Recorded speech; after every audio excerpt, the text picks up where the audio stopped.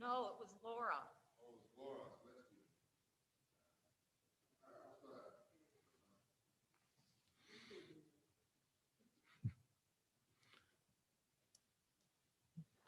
Well, good evening. We've got two items for the building and site agenda for tonight. First is on bid package 3, which is our summer of 2021 projects. And the other one is a change order summary report covering the last month's worth of work.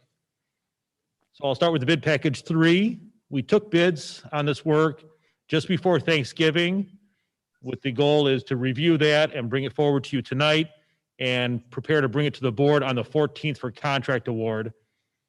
This covers all the work for next summer.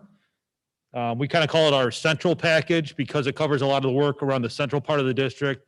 Chippewa High School, Chippewa Ninth Grade Center, Erie, Cherokee, the administration building, and then kind of covers some other stuff, other high priority projects. We did want to kind of keep on track with this. Originally, we thought about delaying bidding this thing out because of the situation we're in, but we ran into some problems this year with materials that took quite a bit longer to get, so we want to stay on track with this so we can order materials in January so we can make sure everything is here as soon as possible. So the second page in there, you'll see a summary of all the bids. You can see we had about 15 different bid categories, and it covered about 15 of the different buildings, various amounts at each building. Some was some minor work at some of the middle schools, but some quite extensive work at some of the other buildings. This covers a lot of parking lot work, some mechanical, some electrical work, and some renovations to some spaces. Overall, the project came in a little bit under budget. We had built in a few add alternates for some parking lot repairs, or not repairs, replacements. We just wanted to make sure we gave ourselves a little bit of a safety valve just in case the bids came in a little over budget. We'd be able to manage that and work to the budget. But fortunately, everything came in good, so we're accepting all the alternates that we can to work us right up to the budget amount. We are reserving some dollars at Chippewa Valley High School. Some of those lots have weared pretty well and don't need to be replaced at this time. So we're setting aside about 400 grand worth of work to be done in 2023 or later, based on, we'll kind of evaluate the parking lots as they go along. But besides for that, we're proceeding with the rest of the work at these projects. The second and third page in there is a fairly comprehensive list of all the projects that are being done with this. It was quite difficult to kind of list everything, but for a little over $11 million, there's quite a bit of projects. So we did want to give you a list. It's kind of a small 8-point font, but you can kind of run through there and see there's quite a bit of projects that are being done with these dollars. In most cases, all the low bidders had complete bids. There was just two bid categories, the electrical and the synthetic turf at Chippewa High School, where we had to go to the second bidder because the low bidder didn't have a complete bid. It's towards the bottom of that list so it's towards the bottom of this list, you'll see the synthetic turf. Yeah, well, when you do the turf replacement, it's about half the price of the initial install because you don't have to replace the base. But yes, this was a very competitive number. We anticipated that one to be closer to $500,000, and it came in about 400 grand. We got a lot of bids on that. So being first out of the gate as far as summer construction is definitely to the district advantage. We know there are a lot of other projects that are being bid out here over the next several months. So it's nice to be one of the first jobs out the gate to get those first round of bidders.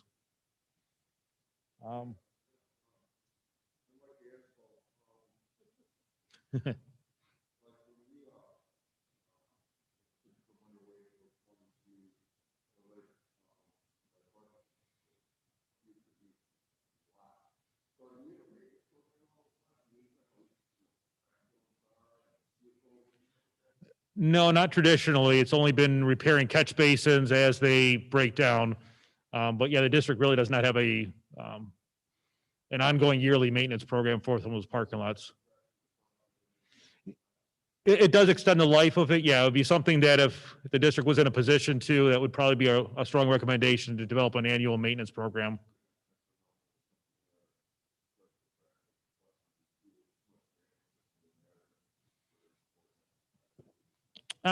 It'd probably be different. It's a case by case basis. There are definitely some areas that we would probably be to your advantage. It'd be money well spent. But you're right. There are other areas where it just becomes a coat of paint that doesn't really Well, the ones we're looking at here are all ones that are close to 20 years old. So yeah, we've gotten our money's worth out of these. That's where we started to prioritize them. Like a Cherokee Elementary School, there's definitely part of the lot that has failed much more than other parts. So we could have held off another 2 or 3 years, but it just makes sense to do the entire lot at once. So you don't wind up with a bunch of saw cuts where you did stopped and started those parking lots.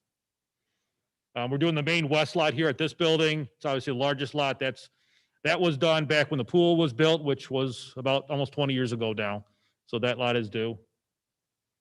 And then the bus yard at the administration building is the other biggest lot that's being done. And again, that's on its way towards 20 years.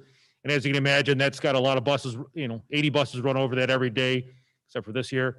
That lot has taken a lot of abuse, yeah, but it's held up fairly well. We've got our money's worth out of it, but it's time to replace it now.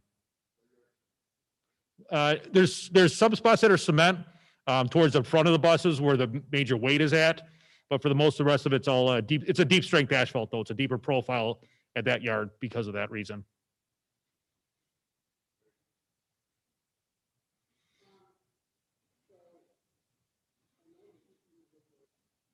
Yes, I can. Correct.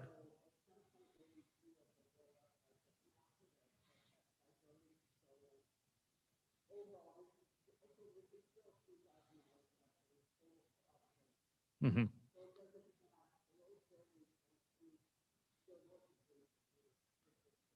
Correct. Yeah, there were highs and lows throughout this, which you kind of expect when you're putting together products. So in certain cases, what we found is that a lot of the paving jobs have been going over budget just because of how because the costs have been coming in.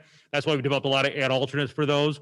Because we were under budget on some of the things that were outside of the paving project, we wanted to complete the scope. We didn't want to harm a school that was over budget just because their numbers didn't work out. Yeah, so if we had savings at building A, we wanted to make sure to spend those savings at building B so that they got their complete originally promised scope of work.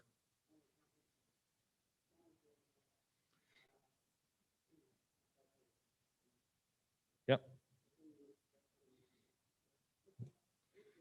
You're welcome. So if this is all good, we would bring this back to you next Monday to award contracts so we can get those contracts issued over the Christmas break and have contractors start up early in January.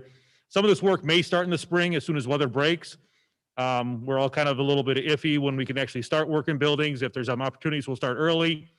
Some of the work is at the board office. So those are things we can typically take offline from the summer to reduce that summer workload.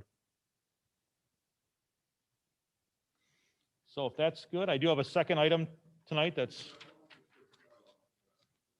pardon me?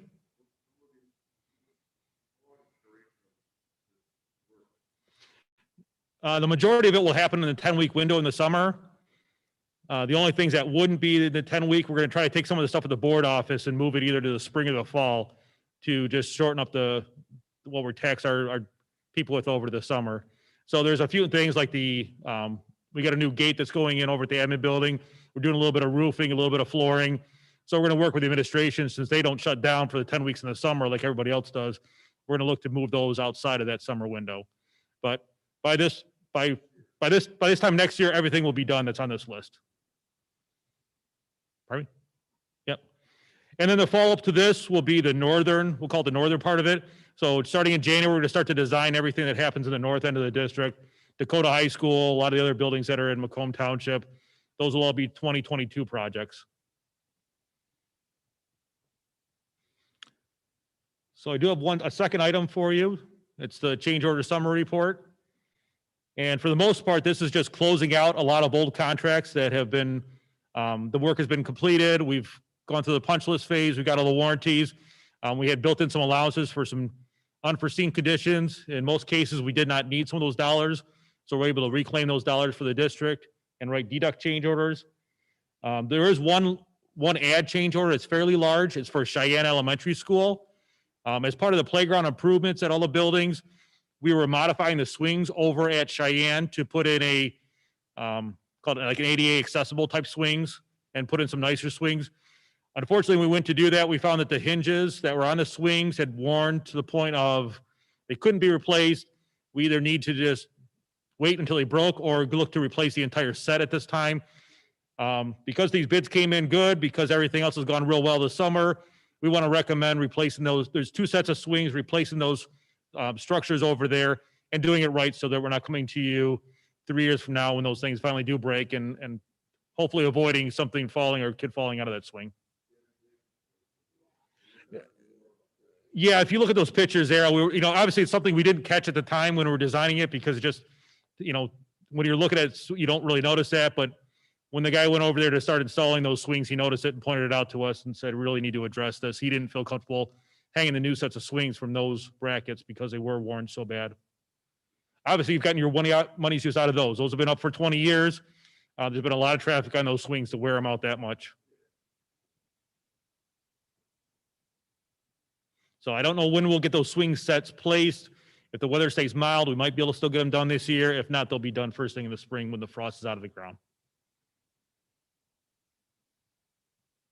But we won't demo out the old set of swings until the new ones are ready to be installed.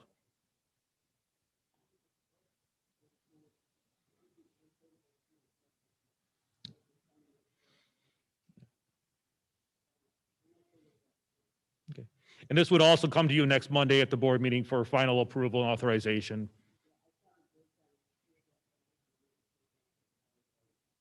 Oh, no problem. It's a lot of information. I'd be happy to kind of go through it all, and we'll give you periodic updates as we start moving with these projects.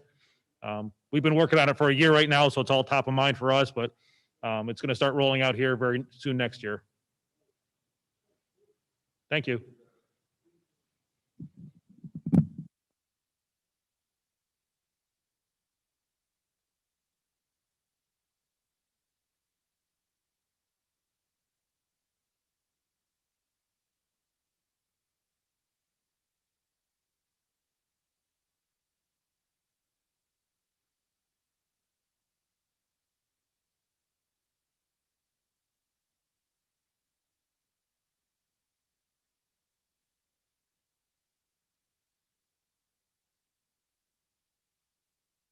Tell if that's better. Yes. Yes. Check 1 2 1 2. Thank Can you hear you, me back? Ron, Yep, right. for Good. Yeah, good. Thank you, Ron, for your reassurance. I appreciate it. Yeah, except I can't carry a tune to save my life, but I'll go for it.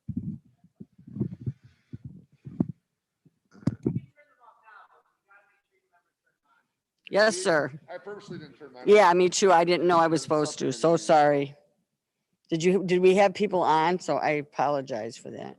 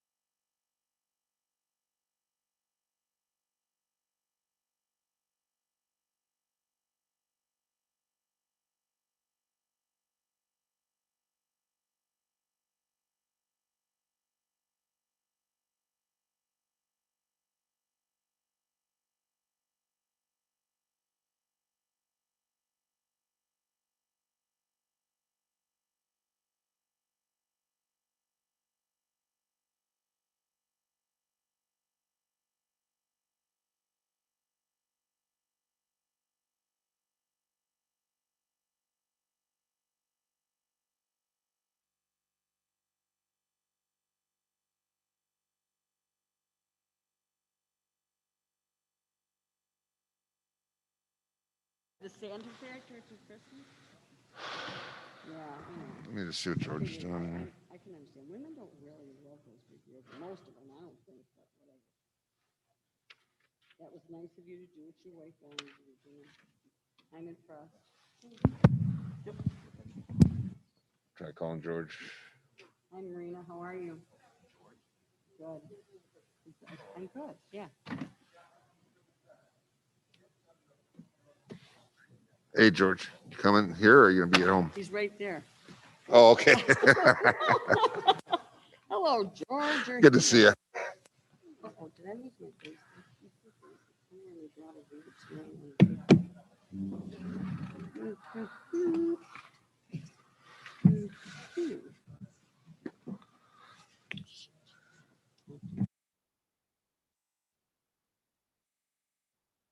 Anybody not set?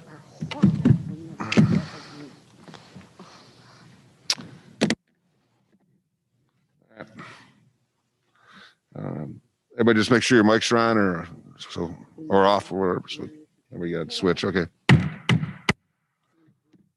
like to call to order the Chippewa Valley Schools Board of Education meeting for December 7th, 2020. Please stand for the pledge.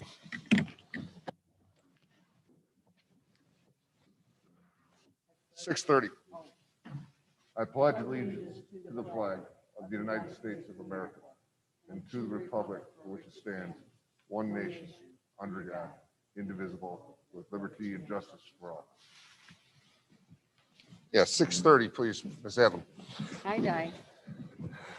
I'd like to appoint Miss Hyden to secretary position for the remainders, unless somebody else wanted to step in.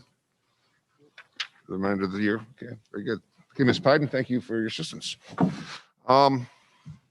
Moving on to additions and deletions. We do need to amend the agenda this evening. Could I have a motion to amend, please? So moved. Moved by Mrs. Quino.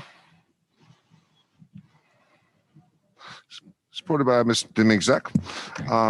We are going to be adding a motion in for interviewing and appointing a board member to fill Ms. Cardamone's position for the rest of this year. Roll call vote. Oh, right. Oh, Ms. Hyden? Ms. Aquino, Yes. Ms. Demink-Zek, Yes. Mr. Bednard, Yes, Mr. Soba, myself, yes. Motion carries. thank you. Okay, so we're going to amend the agenda to add in, under new business, add in item motion G2, interview and or appoint to fill Board of Education vacancy. Can I have a motion, please? I will move to. Moved by Ms. that. Moved by Ms. Quino? That is going to be item G2, you said? Yes, G2. I'll support. Support by Ms. Demingzek.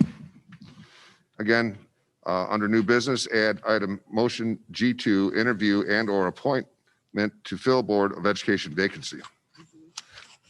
Questions, comments? Can we have a roll call vote? Ms. Hyden, please. Sure, Ms. Aquino, Yes. Ms. Demink-Zek, Yes. Mr. Bednard, Yes. Mr. Patzert, Yes. Mr. Soba, myself, yes. Okay, thank you. Moving on to C, recognition presentations, Mr. Roberts. There are none this evening. Thank you. Moving on to D, general consent agenda. Can I have a motion to pass the general consent agenda, please? I'll move. Moved by Mr. Mink-Zek, Support. supported by Mr. Patzert. Items that the board would wish to discuss further, have removed or so on. Okay, hearing none, roll call vote, Ms. Hyden, please. Ms. Demink-Zek, Yes. Mr. Patzert, Yes. Ms. Aquino, Yes. Mr. Bednard. Yes. Mr. Soba, myself, yes. Okay, I believe we have a retirement resolution this evening. Ms. Hyden, could you please read that into the record? Sure. Whereas Patricia Teal has served the Chippewa Valley School District faithfully and diligently for a period of 19 years as a paraprofessional. Whereas Patricia Teal, through her leadership, has had a positive impact on the staff, students, and the community. Whereas Patricia Teal, a conscientious, loyal, hardworking employee, has elected to retire. And whereas Patricia Teal will be missed by all her school colleagues.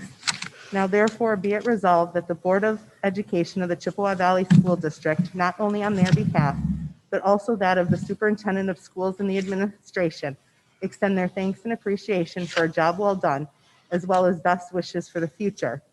Be it further resolved that this resolution, having been adopted by the Board of Education of the Chippewa Valley School District on the 7th day of December 2020, be made a permanent part of the records of this school district, and a copy sent to Patricia Teal as an expression of our appreciation.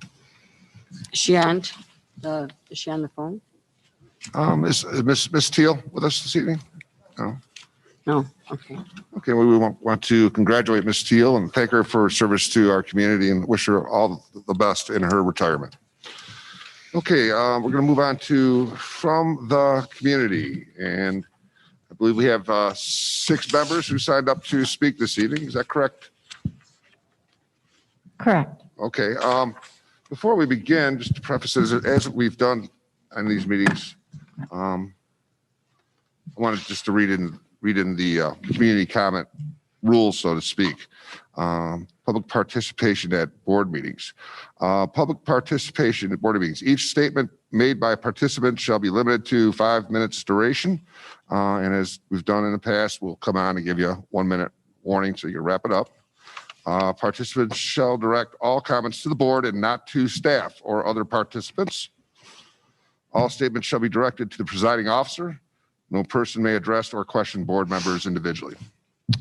Complaints against identifiable school personnel may not be expressed in an open meeting. Such complaints should first be submitted in writing to the board and aired in open or closed session according to the wish of the persons involved. As presiding officer, I may interrupt, warn, or terminate a participant's statement when the statement is too lengthy, personally directed, abusive, obscene, or irrelevant.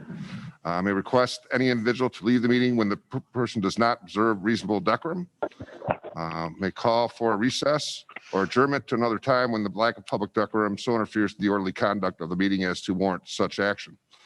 And the board may waive these rules with the approval of the board when necessary for protection of privacy or the administration of the board's business. So yes, just this is our time for the community to make comments to the board for that 5-minute length. We've had many parents addressing the board recently. It's been very well. Everybody's been very respectful and it's been much appreciated and it makes for constructive comments from the parents. So with that, Ms. Monty-White, if we are ready, we can take the first pair. Yes, our first speaker tonight is Terry Prince. Okay. Hello, Mr. Prince.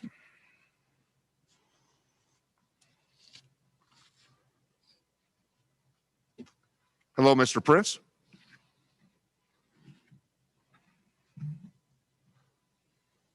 Hello, Mr. Prince. Mr. Prince, you can use *6 to unmute. Okay, that should do it. Am I Hi, on? Hi, Mr. Prince. Yes, we can hear you loud and clear. Please make your comments to the board. Okay, thank you for giving me the opportunity to speak.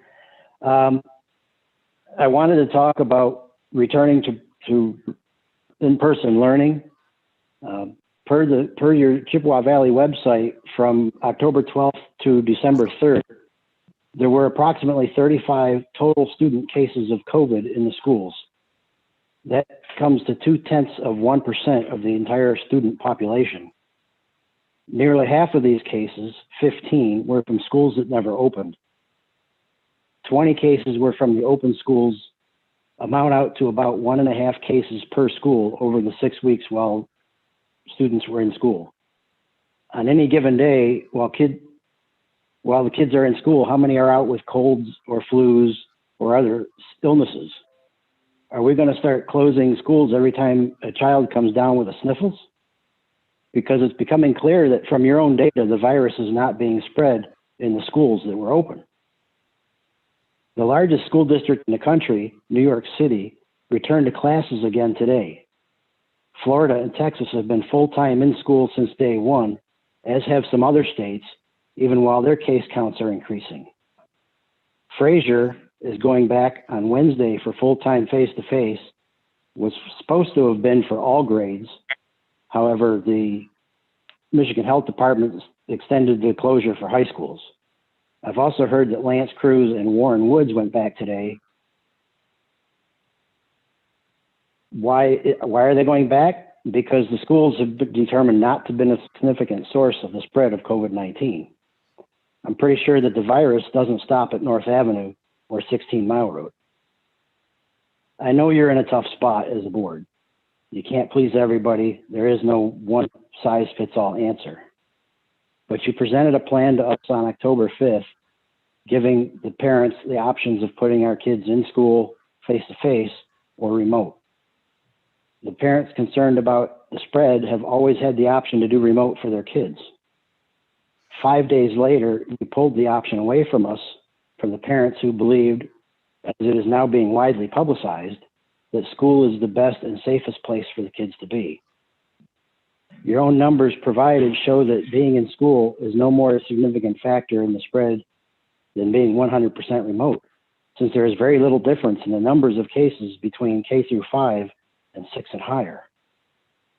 Given your own numbers, you still voted to put all the kids back into remote. This doesn't make any sense. Our kids are suffering every day that they're remote, whether it's mentally, academically, socially, or otherwise. How many kids, especially younger ones, already hate school because of remote? What patterns and impressions are we setting in our kids for the rest of their educational careers? I have one child who is bored and another that is struggling. I'm not a teacher. I don't have the training or the patience to teach. This is why I moved to this district. I wanted my kids in school and learning. You must restore our options as parents. Those that wanted remote still have that option. Those that want in-person need the option back. Do we know how many deaths have been linked to the 35 student cases in Chippewa Valley schools? I'd venture to say that figure is 0 or very close to it. But how many suicides have already happened in this school year?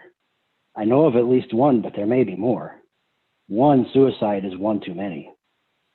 Okay, Mr. This board should vote. Sorry to interrupt you, sir. Just I want to remind you, one more minute if you could. Sorry to interrupt. Go ahead. Yep, please. I'm just about done. This board should vote tonight to return to school on Wednesday.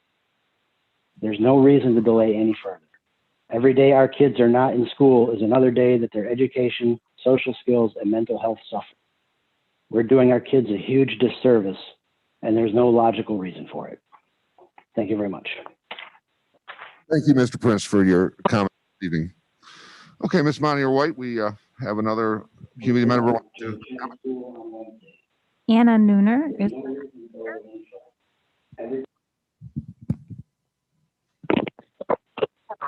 Good evening. Thank you for allowing me to speak once again. A few things I wanted to address this evening, as all the students have now been forced to be back in the flow of virtual. I'm wondering if the administration has actually taken the time to log on and see what's going on once again. I'm basically referring to my elementary second grader. In the last 3 school days, which would have been Wednesday, Thursday, and today, these are just the issues we've established or had to deal with. Last week, in our specials, we had a substitute. My son logged on like he's supposed to, been trying to follow along, and the substitute never logged on. So I'm at work, and my husband's at home, and my son is stressing out because it's 4 or 5 minutes into the class, and there's no one logging on, no teacher. Teacher never logged on the substitute. He only found out later on that she didn't log on to other classes, to classes before either. That wouldn't be acceptable if they were in school. Why are we allowing that to be acceptable? Why isn't something being sent out to the parents, that the teacher doesn't know how to log on? There's no, what's the word I'm looking for? Reparations or anything for these, for any consistency for these kids. Today's Teams issue was obviously its own issue. That wasn't for the school, but, whatever for the Teams technology issues. That's Teams issues and just regular technology issues is a normal occurrence. And that's a whole nother level of stress that we're forcing upon these little kids that have to try to be adults and figure out. As adults, we get stressed out when we can't, when our computers aren't working, and they're supposed to be okay and then just regroup and continue on working. It doesn't work like that in their little minds. All this, them being stuck at home, leads to an emotional exhaustion that our family itself is experiencing, and I know many others are. My son gets easily frustrated, cries more often. Today I was told, "I hate you," when I had him take a time out to regroup. Home is supposed to be a comfort area, and that is no longer the case. I urge the board take a second look at least elementary. Hybrid was working. The kids were totally different people. They were focused. They liked going to school. And ask the teachers that are doing it. Don't ask the union. Don't hush the voices of the teachers. They're working with these students. They know what these kids need and what works and what doesn't, but they're not being listened to either, unfortunately. Lastly, we never discussed, there was never any mention of what your criteria will be for these kids to go back. When you guys decided abruptly last week to send them back, or 2 weeks ago, to all virtual, there was no, this is where our numbers are supposed to be. It was just, this is what we're doing and that's it. We as parents deserve to be told, this is what our criteria is. This is where we want the numbers. This is what we want to see happening. And we're not being shown that at all. It seems like every board meeting, it's stressful because what are we going to be told this time? We're not going back. And I think many of us are feeling that in January, the same thing's going to happen. We're just going to be told the numbers aren't good enough. We're just not going back. And it's going to be another letdown for all these kids. Please don't keep us in the dark. Tell us what's going on.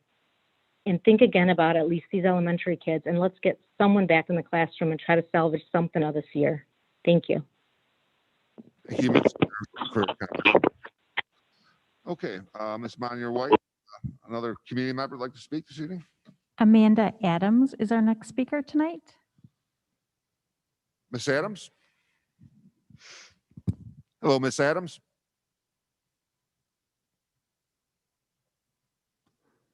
Hello, Ms. Adams?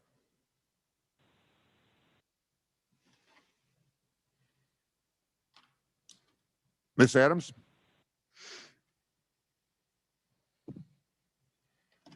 Can you hear me now? Hi, Ms. Adams? Hello? Yep. Can you hear me?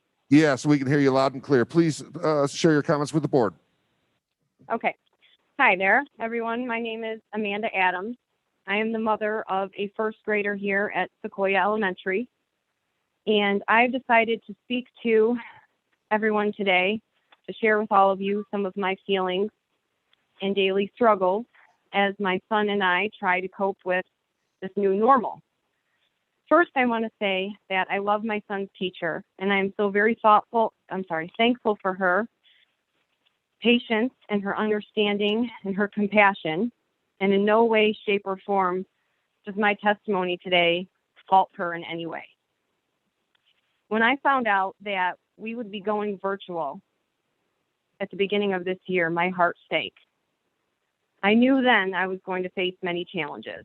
And in the beginning, my son did just okay. He's very hyper, so getting him to sit still for an extended period of time is extremely difficult. My mother-in-law had to actually buy us a laptop, as we never received one from the Chippewa Valley schools. I had to quit one of my jobs so that I could co-teach with my son's teacher.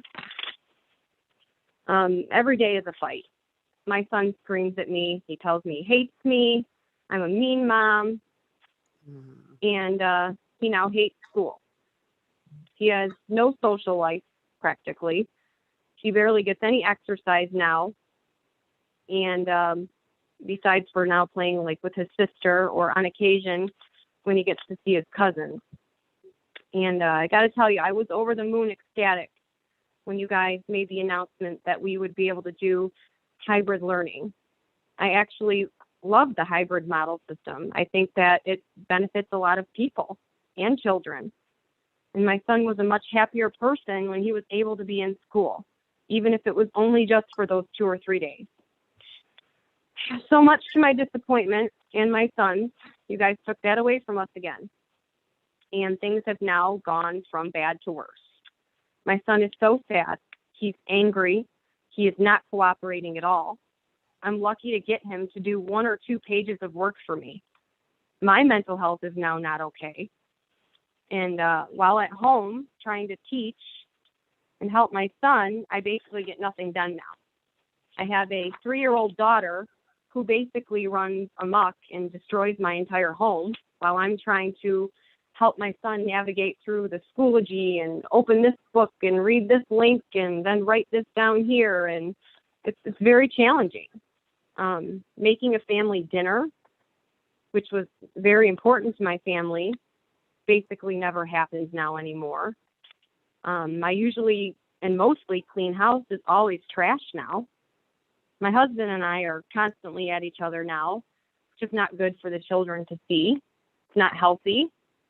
He thinks, you know, I'm not doing everything I can and this or that. And I can assure you I'm doing my absolute best. I'm trying as hard as I can to make sure my son is going to be okay. But I feel like I'm failing him. I feel like you guys are failing him. These kids belong in school. So I beg you, please, please do something about this, okay? Because they don't understand like we do, especially when they're kindergarten, first and second and through 5th grade. They just don't get it, and it's not good for them. They shouldn't be punished for something that is not their fault. So please, please think about this and try to help our kids have some kind of normalcy. And thank you very much. Thank you. Appreciate it. Thank you, Ms. Adams, for your Yep. comments this evening. Yep.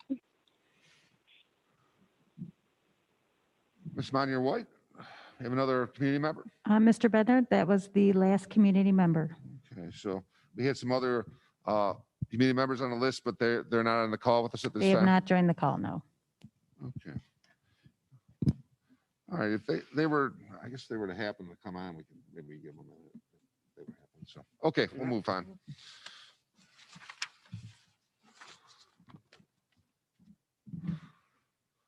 Okay, moving on to F, old business. There's none this evening.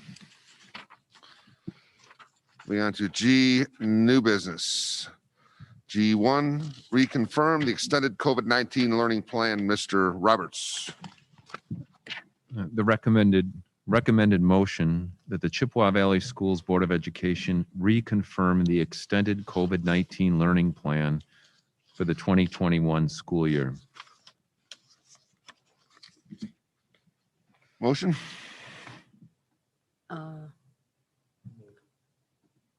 George moved. I'll second. moved by Mr. Sobal, supported by Ms. Pyden. Rationale, please.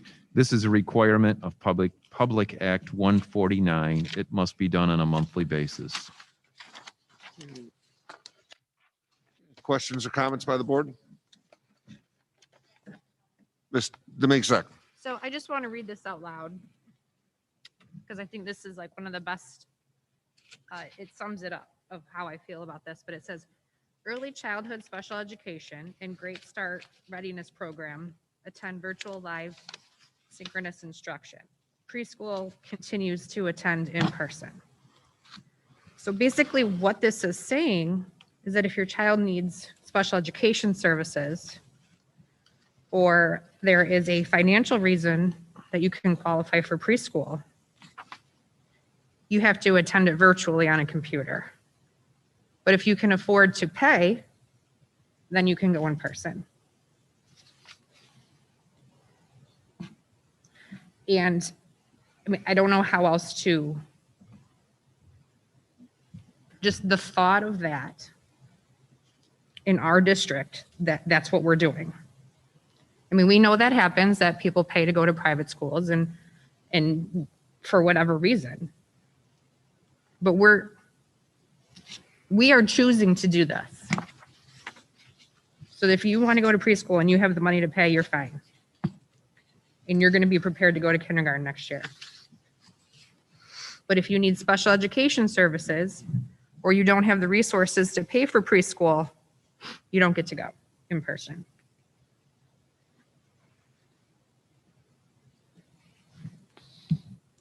And I don't see there's no excuse to me as to how we can do that to these kids.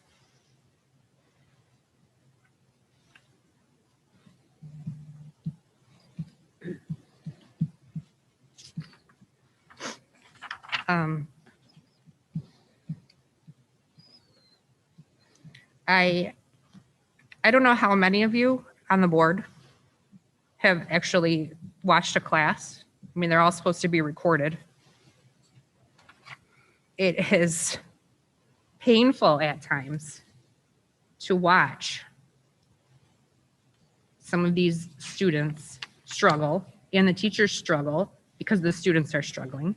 And I don't mean this as a negative towards the teachers at all. They're doing absolutely the best they can do, but they're looking at a computer screen with no pictures. They have never met these kids. They don't know who they're talking to or what they're understanding. There's no feedback coming back from them. I mean, I guess that's what I'm gonna ask you guys to do that by the next meeting, is there's got to be some way that you guys can watch a recorded class. Do what? Because I mean, maybe Denise, you have, but has anybody else watched a class? I have, but I haven't watched a special education class. Yeah. Or, let's see, a 5-year-old? Yeah, I have. Right, your kid, right? You mean your grandkid? Yep. Yeah. Mm-hmm. I So, have. And some kids, you know, are moving around and whatnot, but I would say, I mean, and I'm not trying to disagree with you, Jill. I'm only Mhm. speaking from my experience. That there are some kids that are definitely, you can tell they're struggling. But I would say, I feel like there's a lot of engagement by the students.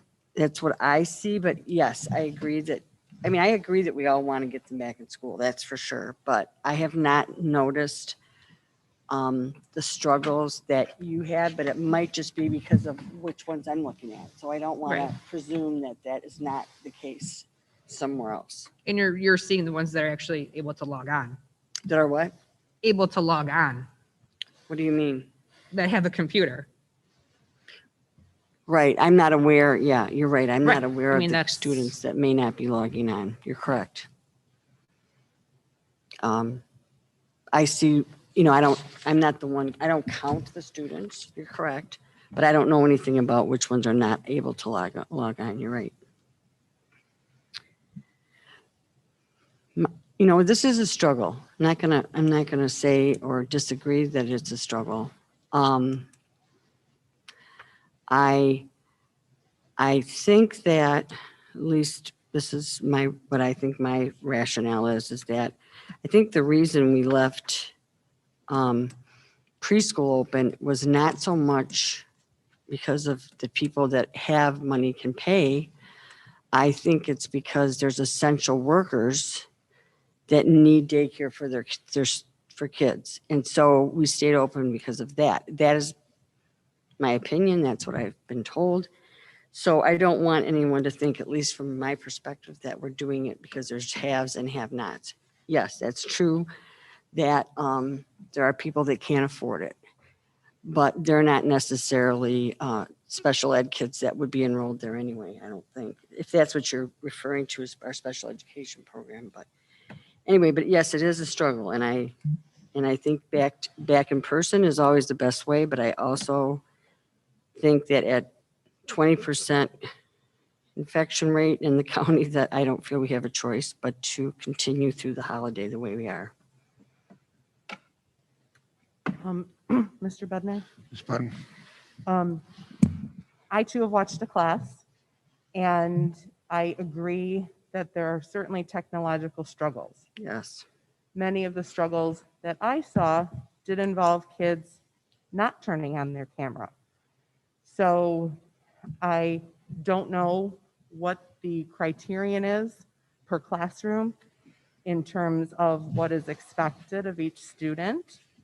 But I understand how and why it would be difficult to teach to a blank screen. And in that regard, when there is a available camera and it's chosen not to be used, at some point, there is some personal responsibility. That said, like Ms. Aquino, I agree. I want kids back in school. There is absolutely no substitute for in-person education and making those personal relationships and connections. However, with the community spread as it is, I do feel that we don't have a choice but to continue on our course. As far as the the special needs students, I think that our administration would come to us if they thought we should return them to the building sooner, which I know, in my opinion, are the first priority to go back in person because of the struggles that exist in remote learning for those students. So I'm assuming that our administration would bring us something if they thought we could send them back sooner for that. And I would support that. But now with the holidays upon us, but sooner in January, perhaps, I don't know. We'll have to see what develops and what our administration thinks we can do possibly for the few numbers that there are. Well, I guess that's where I'm confused because today's extension of the pause from the state doctors and Department of Health didn't pause elementary and middle. So I'm not sure what makes us more qualified to determine what number to open the school. And what number is that going to be in January? Well, I know that our community, we told our community at the beginning it was 5%. When we voted for remote, there was we were already at 5.3 or 5.8 or something. We were already above our initial threshold, if I remember correctly. And so maybe that's still the threshold. I would assume maybe that it is, but we're at 20% currently. I know not as many people are dying from COVID, but I know people that have gotten sick from school-age children, grandmothers, aunts, uncles that are, elderly. So anyway, I would say, I don't know that I can't speak to the criteria. I'm just telling you what the criteria for thinking about it was earlier on. But that is our problem. We are setting the criteria. And we're saying we can't speak to the criteria, but we're determining the criteria. What do you mean? It's our criteria of whether or not we go back to school. Right, we're a long way. And we don't from know what it 5%. is. Okay, well then, instead of us discussing it amongst ourselves, if you have a question for the administration, I would ask you to please ask it at this time. My question is for the board because it's the board's decision about whether or not we go back to school, not the administration's.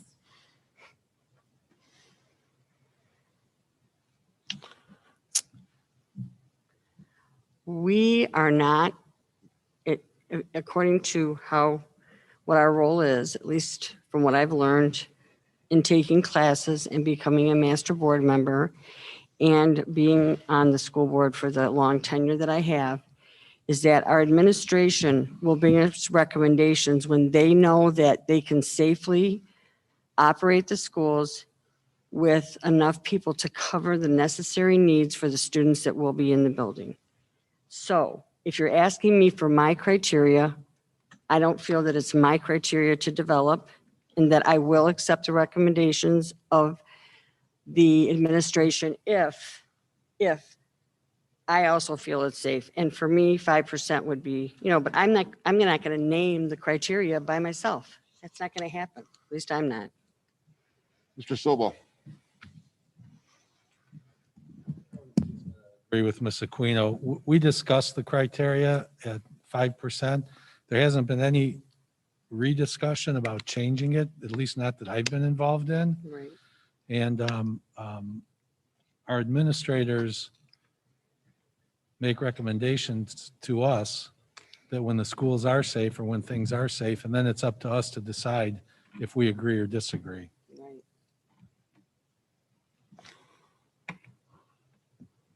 as board members, we are, we're kind of overstepping our bounds if we think we should run the school districts ourselves, because we are not there every day to operate the schools. This part, I don't think that we're there to run the schools, but we do need to give them some parameters. Okay. We can discuss that. I mean, it doesn't have to be this minute, but it's something that can be discussed, or I feel like what they originally went with, we're a long way from that. And when we get close to that, then let's talk about it. Until then, we're at 20% and Christmas and New Year's are around the corner. So if you're talking about going back this week, I will not support that. If you want to talk about going back sooner in January for special education children, I'm certainly open to that discussion. And I don't want to argue amongst ourselves, but that's how I feel, and I'm just letting you know how I feel.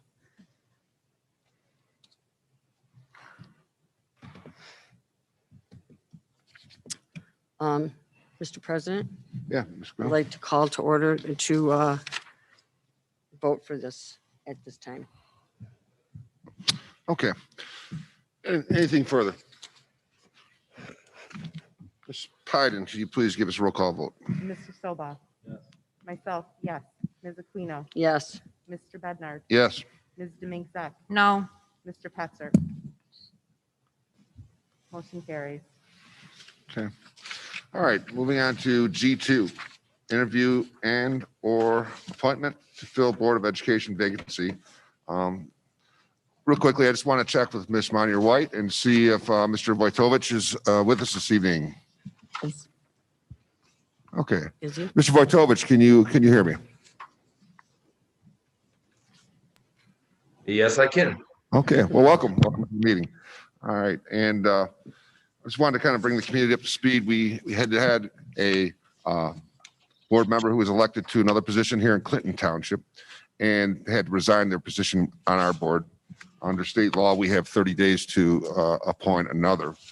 Following guidelines set in our policy, we did post the position last week. We closed it at 4 o'clock this afternoon. And it's a 2-week appointment. It's for one board meeting. It'll begin the 14th of December. We only had one person put their name in for the appointment, and that's Mr. Robert Wojtovich. And Mr. Wojtovich was the recent winner in our school board election back last month and was top vote getter. So we want to welcome to the meeting, Mr. Wojtovich, and we're going to read a motion in and support it. And then we're going to have some rationale, and perhaps maybe if you want to say something more than you've already submitted on paper, we'd give you that opportunity. So just stand by 1 second, Mr. Wojtovich. Can I have a motion, recommended motion that the Chippewa Valley Schools Board of Education approve the appointment of Mr. Robert Wojtovich to fill a board education vacancy from Monday, December 14th through Thursday, December 31st, 2020. Can I have a motion? So moved. Moved by Ms. Pyden. Support. Support by Mr. Aquino. Rationale is board policy 0142-5 NMCL point 16.311 require that a Board of Education vacancy be filled within 30 days from a resignation. Okay, so that's it. So once again, Mr. Wojtovich, I don't know if there's anything you want to speak to the board before we take on this appointment vote. You have the floor. Care to say anything? No, I'd just like to say thank you for everybody that's given me opportunity to represent our families and represent our children, and I look forward to it. Welcome. Yes. Thank you. Okay, thank you, Mr. Wojtovich. Your short term here will begin our next board meeting, which will be December 14th. I don't know, in talking to the board, if we'll be virtual altogether at that point or if we'll be in person. So the board office will contact you and direct you how to get into that meeting for sure. Okay, thank you. Okay, Mr. thank you Bednar, again, Ms. shall we do a Wojtovich. Roll call vote. Yes, roll call vote, Ms. Pyden, please. Myself, yes. Ms. Aquino? Yes. Mr. Bednar? Yes. Ms. Demink Zek? Yes. Mr. Petzer? Yes. Mr. Soba? Okay. Congratulations, Mr. Wojtovich. Yes, congratulations. Absolutely. Thank you. We look forward to working with you. Mm-hmm.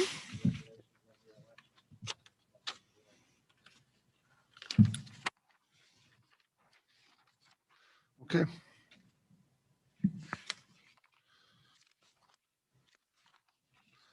All right, moving on to H, union communication. I don't know if we have any union leadership with us this evening. Ms. Monia White, is anybody virtually out there? We do not. Okay.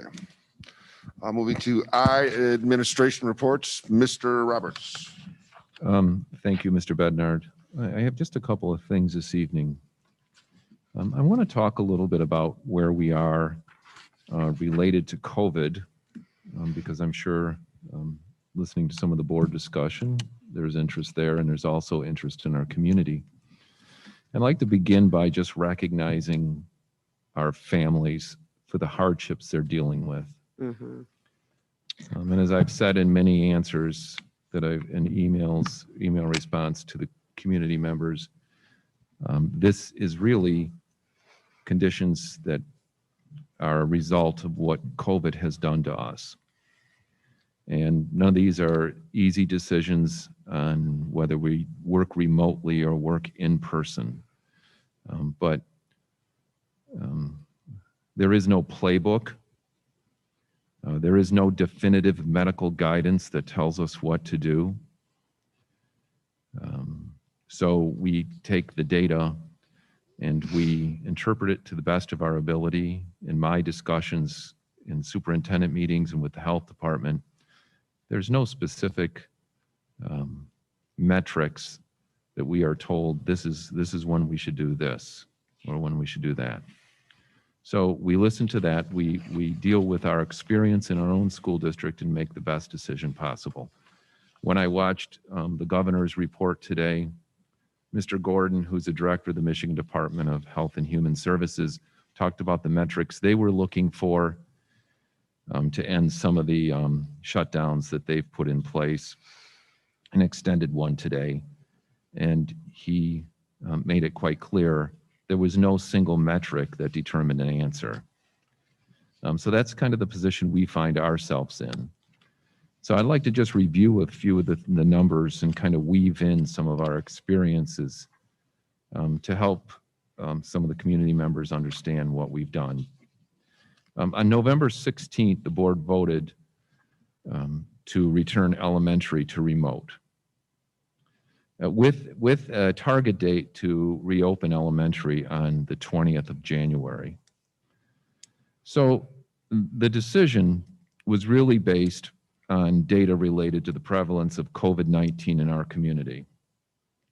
On October 12th, when our elementary students began going back to school, the 7-day rolling average was 93 cases per day in our county. On 11/16, when the board voted to return to remote at the end of that week, the average was 637 cases per seven days. So that's about nearly 6.5 times greater. Since then, it's gone as high as 727 cases per day, and this past Friday it was 666. Now, specifically our communities within Macomb County, Clinton Township in the month of October had 506 cases, and in November, which was not completed at the time the board voted to return to remote, it quadrupled. November quadrupled. And right now in December, it's probably on, if it mathematically works the way it's going right now, might be similar in the month of November, maybe, or December, maybe higher. It was over 2,000 cases in November in Clinton Township. It was very similar in Macomb Township, 598 cases in October, and in November, 2,290. Now, to really illustrate how there is no real guidance, if we use the guidance that was talked about in September, I guarantee we would never go back to school this year. And that's not what we want. Because in September, and I get reminded of this, I can't remember saying this, but people said I said it, that it was 5% and we would not go to school if it was 5%. I remember talking about 5%. That was a CDC recommendation at the time, but I do not remember putting a definitive label on it, even though that was a target, but maybe I did. So 5% we talked about in September, and this will illustrate where we are right now. The positivity rate in Macomb County is 19.2%. So as an educator, as a team of educators who's making recommendations to the Board of Education, this is the kind of data we are really left on our own to interpret. It's nearly 4 times as much. And our goal is still to get our kids into school. We will not, I can't imagine that we're going to be near 5% when we want our kids to go back to school. But what we seem to have learned is that that's not really a definitive number. What we're looking at is a general picture of many indicators. And our cases, as a percentage of our population, tend to be a little higher in Clinton and Macomb Township as a percentage of the population of Macomb County. So we really want our kids in school. We know where they need to be. As we worked through about 5 weeks of in-person instruction, we faced some obstacles. We did not think that we could overcome those obstacles if we went forward with such an increase of positivity and number of cases within our community, because with a much lower number, we were struggling in certain areas. We struggled with quarantines. We still struggled last week with quarantines at Little Turtle. I had a person email me, a community member, and it was a very fair question. It was, you don't seem to have substitute teachers. What are you doing about it? How are you going to be ready on January 20th? I gave a diplomatic answer, but the short answer is I'm not sure we can be ready with substitute teachers. This is not a problem that is particular to Chippewa Valley schools. This is a statewide and a nationwide problem of substitute teachers. And when you start quarantining blocks of people, you have to put someone in the room to be with the kids, because if the teacher is not ill or is just quarantined, they are teaching into the classroom from their home. So those are some of the obstacles and the struggles we face. And we certainly want our students in school.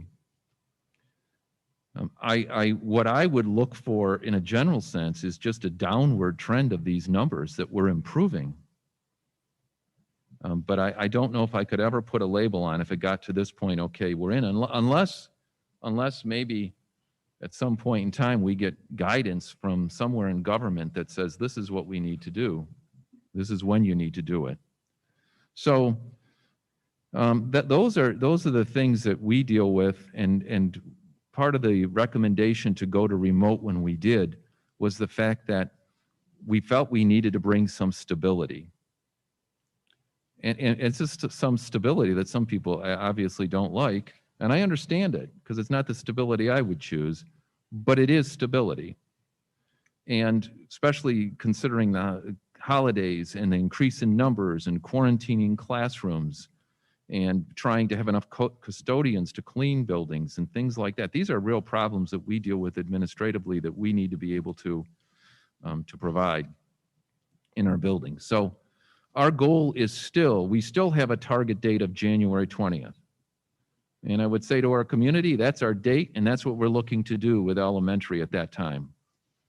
If it were better prior to that date, we certainly would bring it back, because that's what we want. And I've spoken to this, each time I've spoken about it, I've addressed that we understand that's what our community wants, and that's what we want to deliver. But COVID is short-term. It seems so long-term right now. And I've received emails from parents, and I've talked to parents, and I understand their struggles. I especially the mothers of the families, no offense to fathers, I'm sure there's a lot out doing extra thing, but a lot of mothers have given up their work, have reduced their jobs, they're staying home, they have multiple kids. I've heard from them, I've spoken with them, and I understand the difficulty they're having, the difficult time. But we're really trying to navigate something that no one has said, this is how you should navigate it. Specifically, this is how you should navigate it. Every school district is a little bit different. I think as a 15,000 student school district, we have some issues that maybe a smaller school district doesn't have. Or in Macomb County, if you're a school district in an outlying area, you just don't have as many cases. That's what we're trying to navigate through, and we certainly will come to you and let you know, or if you want to tell us this is the plan you want us to do, we will develop that plan. But in the end, we're going to have to administer it and assure that we can run it safely for our students and our staff. So I felt like we had some good luck, but I thought we were a little bit on the fence when we decided to go back. And, you know, that was a big discussion with our administrative team. And sometimes we don't always agree with each other, but on this one, I think we agreed right across the board because of just dealing with it for so long and having conversations with our nurses and what they're dealing with. So, you know, our goal is really January 20th, our target date. If people follow the protocols that have been set forth in society and our state, and those numbers can be driven down, that really positively impacts our school district. Because when there's less community spread, then we have fewer employees becoming sick or having to be quarantined. But people have said tonight about there's no spread within schools. That's true. It's very limited. There has been a few cases where we think, but we're not 100% sure that one person did infect another person, but that's really very limited. So, but that's not the whole story. The whole story is how we still manage to operate our schools with all that. And unfortunately, if you look around in our economy, there's a lot of jobs going vacant right now. And we have a HR department who works long and hard to fill every single job and seek out new ways of attracting employees. And it's a difficult thing. So I want to end with this. Here's what the state is considering for substitute teachers. They're considering only requiring high school graduates.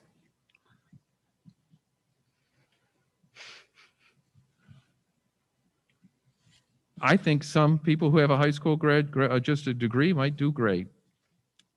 And I think a lot of others will walk into a classroom and go, I remember being here as a student, but I have no clue as what to do as a teacher in a classroom because it's very different. So to that parent today, I informed her that that's how the state wants to solve it, but I have some reservations about that because being a teacher is very hard work. It's very demanding. It takes a lot of skill. And just because someone has a degree or we used to have our substitutes all had teaching degrees, and that was nice because they walked into a room and they understood what it meant to run a classroom. So those are the issues we're dealing with. And I just know it's going to get better. Again. It will get better. So with that, I want to say that one other thing under administrative reports, and I want to recognize 3 employees, totally changing subjects now. I want to recognize Kathleen Hannaford, who is the lead server at Chippewa Valley High School in the kitchen. Catherine Haley, who is the lead server in the kitchen at Wyandotte Middle School. And I want to recognize Mary Smith, who is our lead person in our central kitchen in the administration building, because they have been recognized by the Office of Health and Nutrition Services from the state of Michigan, the director, for achieving 25 years each working in food service in Chippewa Valley. And I just think that's pretty amazing. 25 years working in food service. And I think that really represents a commitment to our school district. So congratulations to Kathleen, Catherine, and Mary. And with that, that's the only administrative report, and there are no curriculum updates this evening. Thank you. Okay, thank you, Mr. Roberts. Next, we're up to K, of and by the board. Board members. Mr. McZack. Recognize Mr. Chris Thompson, and I have forgot to do it at the last meeting, and he is a CLP teacher at Wyandotte that won the Make a Difference Award, which is a countywide award given to someone who is nominated, usually by a parent of a student. And within the last couple of years, he was also one of our district teacher of the years. And anyone who knows Mr. Thompson knows how wonderful of a person he is and a teacher. So I just wanted to congratulate him on that.